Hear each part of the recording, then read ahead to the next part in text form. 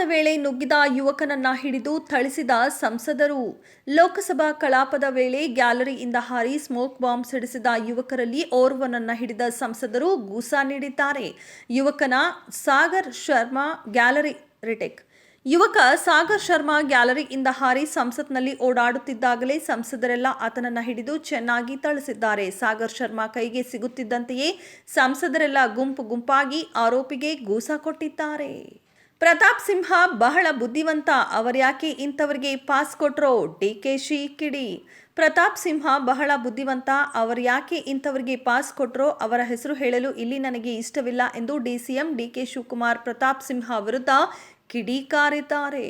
ವಿಜಯೇಂದ್ರರನ್ನು ಸೋಲಿಸಲು ಸ್ವಪಕ್ಷದವರೇ ಷಡ್ಯಂತ್ರ ಮಾಡಿದ್ರು ರೇಣುಕಾಚಾರ್ಯ. ಶಿಕಾರಿಪುರ ಕ್ಷೇತ್ರದಲ್ಲಿ ಬಿವೈ ವಿಜಯೇಂದ್ರರನ್ನು ಸೋಲಿಸಲು ಸ್ವಪಕ್ಷದವರೇ ಷಡ್ಯಂತ್ರ ನಡೆಸಿದ್ರು. ಆದರೆ ಶಿಕಾರಿಪುರದ ಜನರು ಆಶೀರ್ವಾದ ಮಾಡಿ ವಿಜಯೇಂದ್ರರನ್ನ ಗೆಲ್ಲಿಸಿದ್ದಾರೆ ಎಂದು ಮಾಜಿ ಸಚಿವ ರೇಣುಕಾಚಾರ್ಯ ಹೊಸ ಬಾಂಬ್ ಸಿಡಿಸಿದ್ದಾರೆ.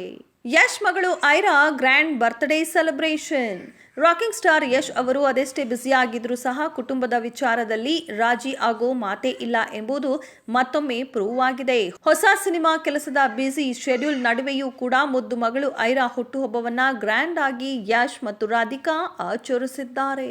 ಲೀಲಾವತಿ ಅವರನ್ನ ನೋಡಿಕೊಳ್ಳುತ್ತಿದ್ದ ಮಹಿಳೆ ನಿಧನ, ಅಂತಿಮ ದರ್ಶನ ಪಡೆದ ವಿನೋದ್ ರಾಜ್. ಕ್ಯಾನ್ಸರ್ಗೆ ಒಳಗಾಗಿದ್ದ ಬಂಗಾರಮ್ಮ ಅವರನ್ನ ವಿನೋದ್ ರಾಜ್ ಅವರು ನೋಡಿಕೊಳ್ಳುತ್ತಿದ್ದರು. ಅವರಿಗಾಗಿಯೇ ಓರ್ವ ನರ್ಸನ್ನ ನೇಮಿಸಿ ಆರೈಕೆ ಮಾಡ್ತಿದ್ರು.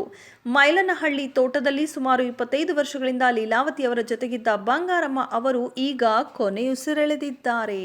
ಇದೆಷ್ಟು ಈ ಹೊತ್ತಿನ ಸುದ್ದಿ. ಮತ್ತಷ್ಟು ಸುದ್ದಿಗಾಗಿ ನೋಡ್ತಾ ಇರಿ ಪ್ಲೇ ಕನ್ನಡ ಟಿವಿ.